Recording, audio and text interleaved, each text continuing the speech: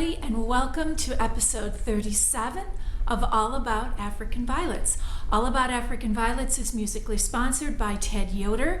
You can hear his great music on his website at tedyoder.com. It is also available from iTunes. Hi everybody, come on into my sunroom, have a seat, relax, got some tea maybe. I'm glad you're here. I am recording a little bit early this week because as you are seeing this, I am likely in the auto on my way home from the Missouri Fiber Retreat. It's an event that I attend every year. I try to attend every year. I've taught at it a number of years. I'm not teaching this year. But I'm going to take some weaving class, and I'm very excited about it. So I am recording a little bit early. But this week, great week. I've had little hints of spring. I've heard the birds chirping in my yard, which tells me they're probably trying to build some nests, even though there is still some snow on the ground on the day I'm recording. But I think spring is coming. I sure see it in my plants because they just all seem to know that spring is coming and everything is growing and looking really good. So I wanted to just give you a little update. This has nothing to do with violets, but I mentioned last week that I was learning to make bread. Now, I actually know how to bake bread. I learned how to do it, back in the day in my home ec class when I was in junior high. That's when they still had home ec classes. I don't even know if they have those anymore. But I haven't made a yeast bread since way back. But it's been something I've been wanting to try for a really long time. And my friend Tammy, the proverbial knitter, told me about the book that I mentioned to you last week, Artisan Bread in 5 Minutes a Day. And so I had just made my first batch of dough last week when I was filming, and I did bake some bread from it, and it wasn't perfect, but it was pretty good. So I have a little tweaking to do because I halved the recipe and then pretty much halved the size of the loaves that I made because when you're one person you don't really need like a ton of bread around your house. But very yummy, very exciting, and a very different way of baking bread. I'll put the link to the book in the show notes for you in case any of you are interested. Well, I think today might be a slightly shorter episode, because I don't have a lot of questions from you, from the website yet. But I wanted to talk to you about something that has come up more than once recently, and it's about restarting a crown. So let's go right into tips and treasures, and let's talk about that for a little bit. Restarting a crown. Well, first of all, what is it? It's sometimes a plant will get to the point, kind of almost a point of no return. And if it has great sentimental value for you, or it's a plant that has really done well for you in the past, and maybe you were didn't provide enough consistent care, I confess, I'm always confessing my shortcomings to you guys. I do think it's important though, yes, I'm an experienced grower, but yes, I have a busy life and sometimes stuff happens, and we haven't talked about that for a while, but stuff does happen. And a number of years ago, I have a personal blog as well. Some of you have posted on it, posted comments on it, so I know that some of you do read it, which is very gratifying. Thank you. It's called Knit and Run, and I will leave a link for it in the show notes for you guys if you're interested. Mostly this year, certainly I post from time to time, but mostly this year I am chronicling my 365 photo project that I'm doing. Again, I'm doing another one this year. It's really a lot of fun.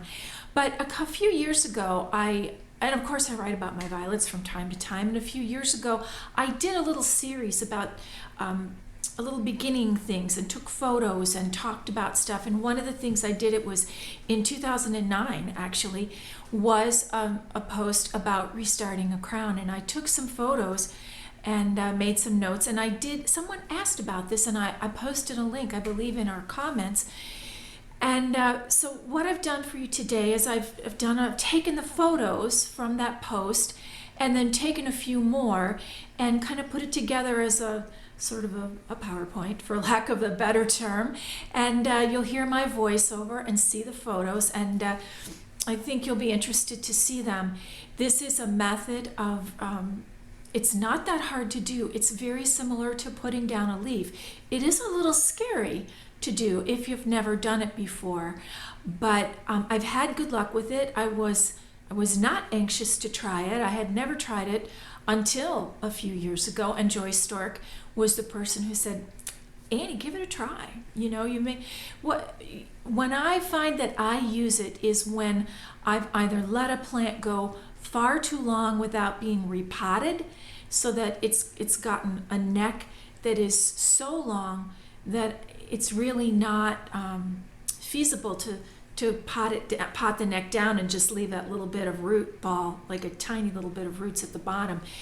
It's better to kind of cut it off and start over. And yes, I just said cut it off and start over. So let's go to that, and let's go to that footage, and you'll hear me. And the sound will probably be a little bit different than directly here on the camera. But I'll be back at the end of that. Hi everybody. We're going to talk a little bit today about restarting the crown of an African violet. And someone asked about this, and I left a link, I think, in the comments on the website.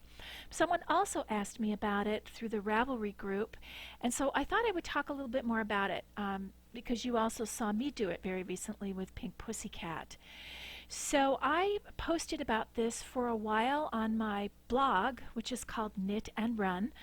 I did a series about my African violets, and one of the things that I did, and this was, gosh, a while ago now, probably about 4 years ago, back in April of 2009, I made a post on my website about restarting a crown.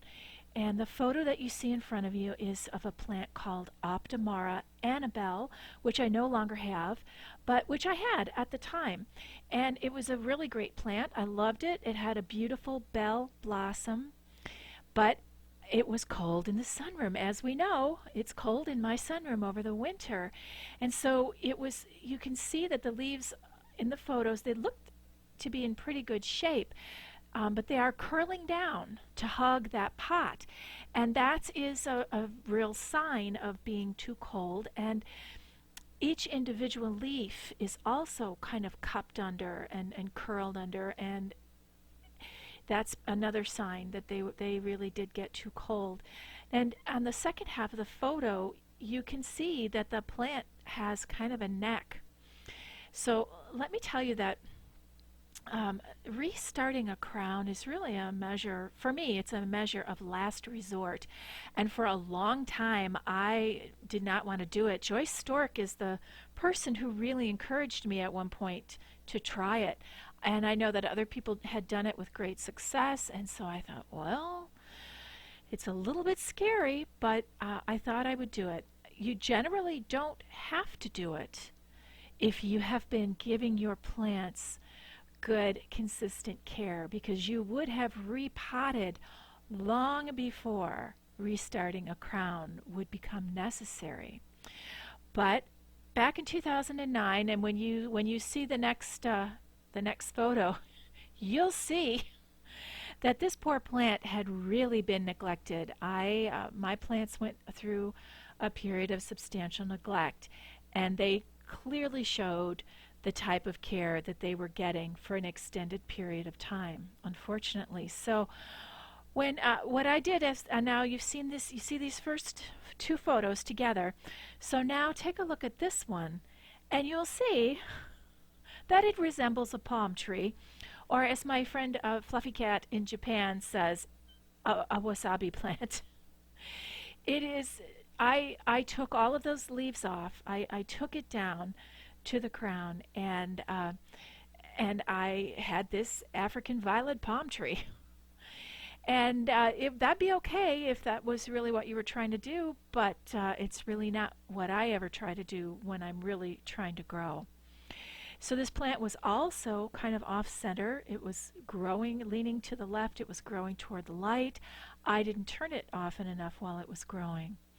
So what do you do when you restart a crown? Well, you take off down as many leaves as you can, probably down to about 6 or 9 leaves, and then really 6 probably is probably the best. And then you pretty much cut it off. You cut that neck off at the knees, so to speak. What you do, here's the next photo. Take a look. Right. It's a sharp cut. You use your X-Acto knife and you take it down to where you have about an inch and a half of the stem left of that neck.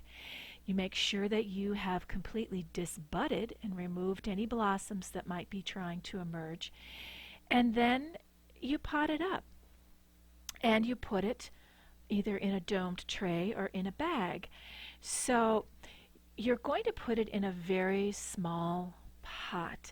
And one of the things that I do, and I think you can see in this photo, you can see where I took all the leaves off because the neck doesn't look dry closer up to where the existing leaves still are. But if you look down at the end there of that stem, you'll still see some of the dried part of the stem.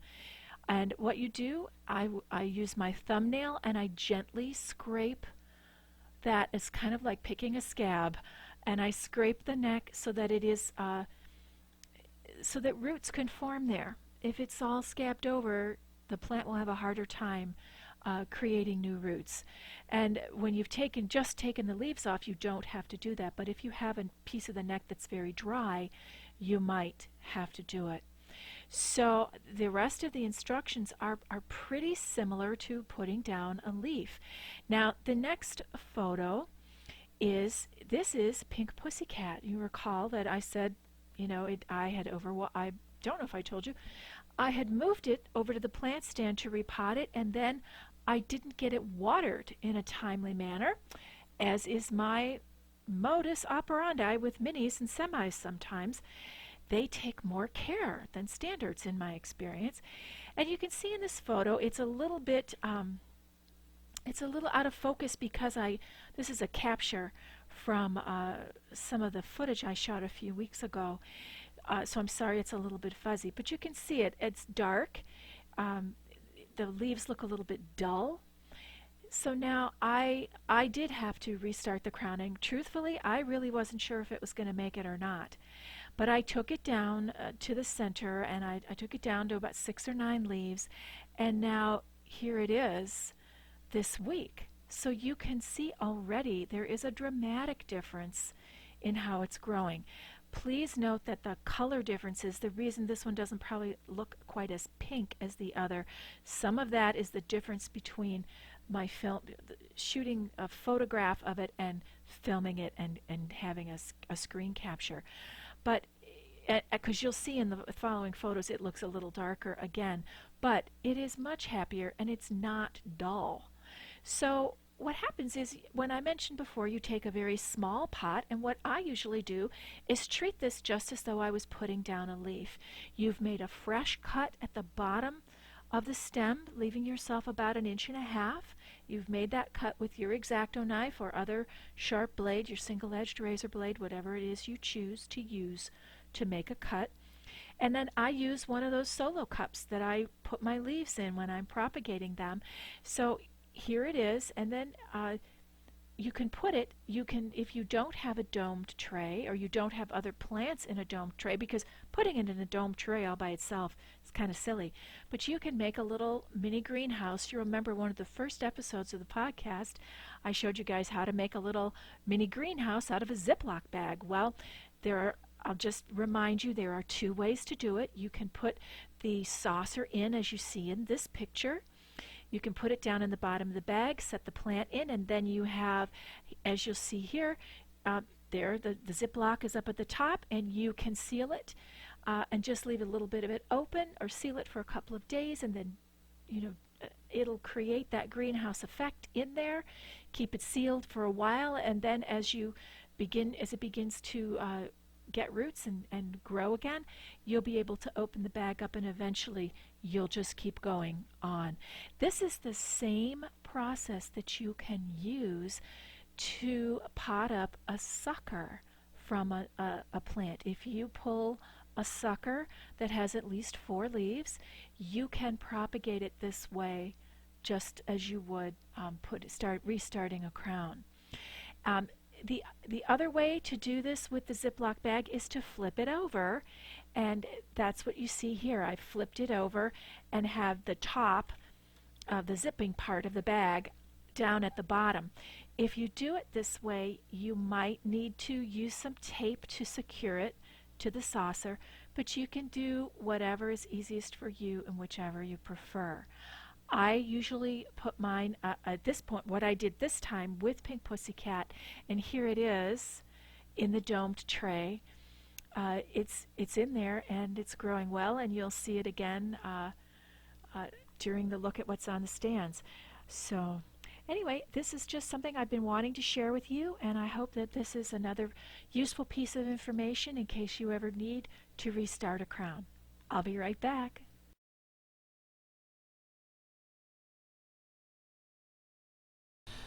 Like a palm tree. I'm actually embarrassed that I shared that with you guys, but hey, I mean, Annabelle is a great plant if any of you are growing it. It is a beautiful plant. It's an Optimara, and it's part of their Bell series. Beautiful bell blossoms, and I wouldn't mind growing it again. I'm sure I'll come across it at some point in the months to come. But I really neglected it. My plants at that time, I wasn't really showing very much. I wasn't caring for them very well, obviously, and I didn't have very many of them. So that one, it made a great comeback, I will tell you. I don't have it any longer, but it made a great comeback when I restarted the crown. And I just restarted the crown on Pink Pussycat. I think you saw there that this is what happens to me with minis and semis. It's the strangest thing. Somehow, it's like that one extra day that I think, oh, I don't think this needs to be watered yet, because I'm thinking of it like a standard where there's more volume in the pot, so probably it doesn't need to be watered yet, but where the mini or semi really did need to be watered, and then it kind of goes, ugh. And then I go, oh gosh, and then I water it, but it's like a little too much and a little too late, and then the whole plant is it's dying. It's just had a bad case of shock. So the really only way to save that at that point is cut it off and restart the crown. Well, Pink Pussycat is doing great, and I think you'll see it coming up in the look at what's on the stands. So speaking of the look at what's on the stands, let's go take a look.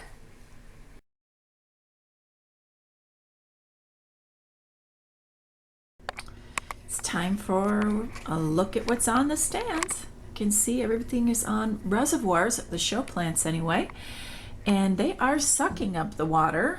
Sometimes I think it's a good idea to put these guys on reservoirs, within a few weeks of show.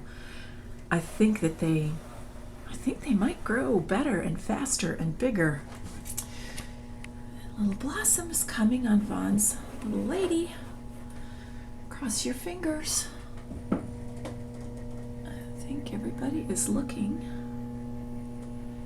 pretty good. I'm trying to be a little more circumspect with the camera here, because when I watched the footage I shot last week, I gave myself a headache.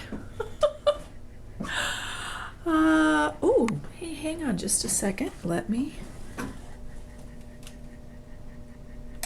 There we go. Sorry. These are, the second 2 shelves are on a separate timer, because they don't need 16 hours of light right now. I really like this sarsaparilla. That's this one right here. And this one. This is Geisha Girl. I like it. I took some blossoms off it yesterday. It's reflections of spring.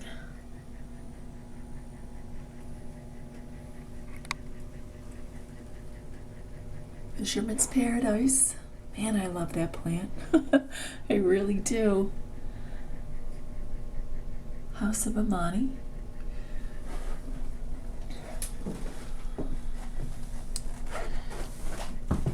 Get over here a little better. This is Smooch Me.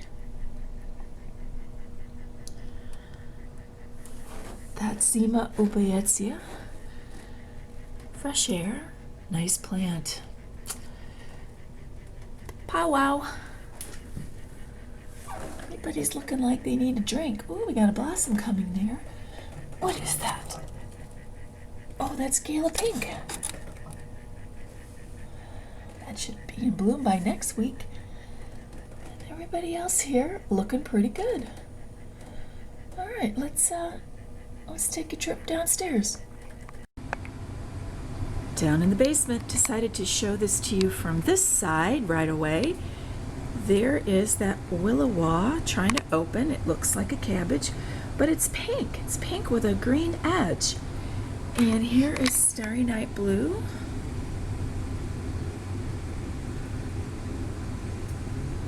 It's a nice blossom, isn't it? I think that's going to be a good plant.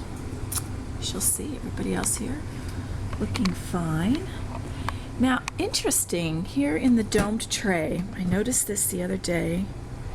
Get my finger in there and open this one up. When I first potted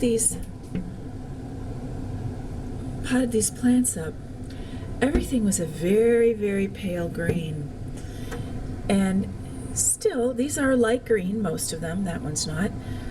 But they've really greened up substantially since I've actually potted them up. So I'm pleased with that. And here is Pink Pussycat that you saw earlier today. And it has I'm trying to hold the dome up with both my hands. Use both my hands. Has a little blossom that's coming there. I'm going to remove that. And I don't see my tweezers handy, or I would do it right now. But this is the crown that I restarted, and I think it's looking pretty good. Pretty good. And again, I'm trying to not give us motion sickness. Trying to move the camera a little more slowly and give you guys a better look at what's going on in there.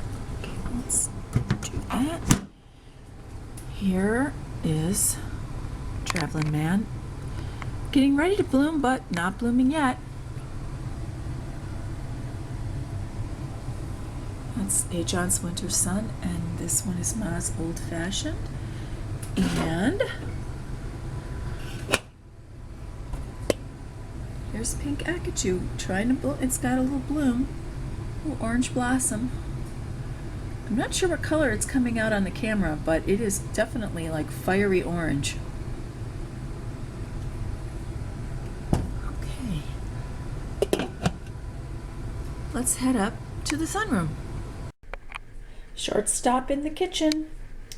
This is my Petrocosmia caryi, and it's doing well. It's definitely doing well. Well, here we are in the sunroom. It's very early in the day, so you can't really see outside that there is a tremendous amount of snow here in Chicagoland this week. Boy, I'm liking how these pink champagne are growing. They are very pink and very variegated. Shadow Magic, again, getting ready to bloom. And here is Grape Glory.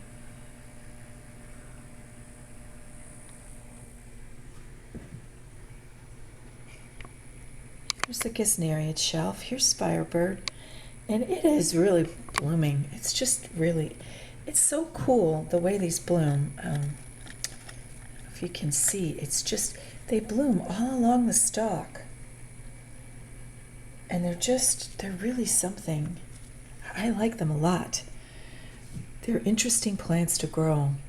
This is Apollo, and these blossoms are about done now. can go ahead and remove them. Great, nice big picture of my hand there, sorry. And interesting, now you can see the difference on the leaves. Do you see where we had some haloing early on? And then once they were established and growing in the mix that they're growing in now, everything is greened up and it's looking pretty good. And I really think that this is just a change from the growing medium that they were in when they arrived, and having them now getting used to the conditions here in my growing conditions in my home. And I think that's really normal for any plant, that we have to take into consideration where it came from, how it grew initially, and then know that it may have, same thing here. We had a little bit of haloing early on. You see it there? And then now, very happy, very settled. And it's not that one way was right or one way was wrong. It's just the change that, like for here, this is just in between. The change of moving into a new. Uh-oh, needs a drink. Texas hot chili. That's not good. Holy smokes! I better get cracking on that. And here is Moonlit Velvet. This is the first bloom stalk where we've had 2 blossoms opening. Although, you know, they're so heavy, I don't know how they're going to stand up, but there it is. Oh, you can see my messy sunroom there. All right, let's go take a quick look at the big box violet. All right, is it me or does it look like it grew already from last week? I mean, really? It looks bigger. I don't understand it. This is great. All right, well, I'm going to see if I can give you a quick look outside, because this snow is gorgeous. It's gorgeous, and I'm recording on early Wednesday morning, so it's the snow finished last night. So hang on a minute and I'll see if I can capture it for you. Well, guys, I'm looking out the back here of my sunroom, back out the French doors. I just have them opened a little bit. It's cold. This is early Wednesday morning. The snow fell yesterday and last night. Excuse me. And it is very beautiful. The light is low, so this may look a little bit bluish in color because the sun is just coming up. I'm up very, very early. I just thought you might like to see it. Okay, that's the look at what's on the stands this week and a look in the backyard. I'll be right back.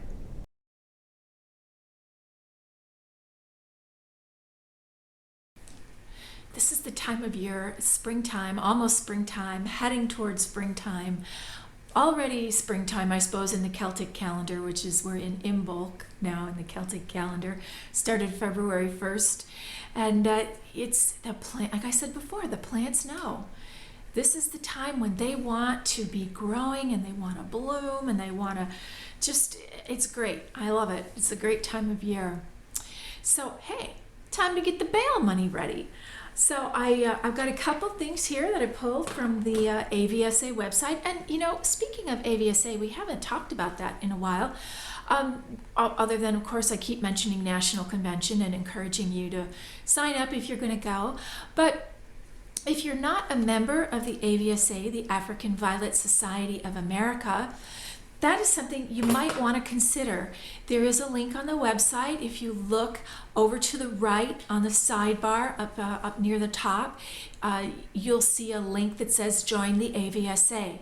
You can click on that. It will open up a PDF file with a document with an application that you can fill out and send in and join the AVSA.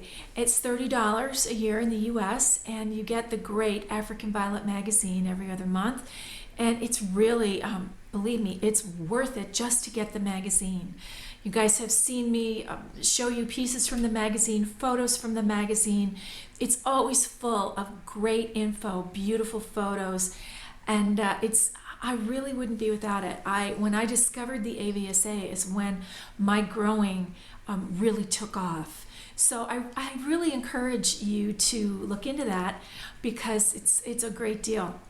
So, and on the AVSA website, coming events are often posted, and I've got a couple for you that are coming up on March 16th and 17th. Next weekend is St. Patrick's Day.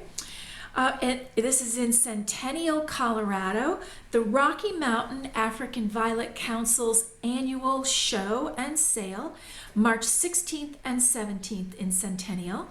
So if you're out in the Rocky Mountain area there, it might be something for you to look into.